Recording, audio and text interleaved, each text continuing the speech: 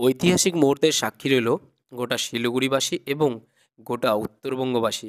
আগে হ্যাঁ, আজ শিলিগুড়ির কাওয়াখালী ময়দানে হিন্দু সংস্কৃতি মঞ্চের পক্ষ থেকে লক্ষ্যকণ্ঠী গীতাপাঠের আয়োজন করা হয়েছিল আজ, যেখানে উত্তরবঙ্গ তথা পুরো পশ্চিমবঙ্গ থেকে বিভিন্ন প্রান্ত থেকে ভক্তদের সমাগম হয়েছিল লাখে লাখে।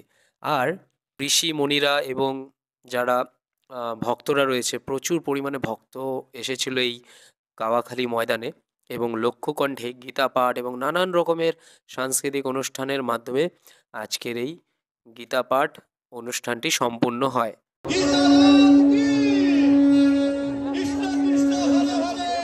অনুরোধ করব, একজনই কঞ্চন সন্ন্যাসীকে মুক্তি দাও। বিদায় নেব মা, হুড়াহুড়ি করবেন না, আপনারা যাবেন, স্মরণ করবেন।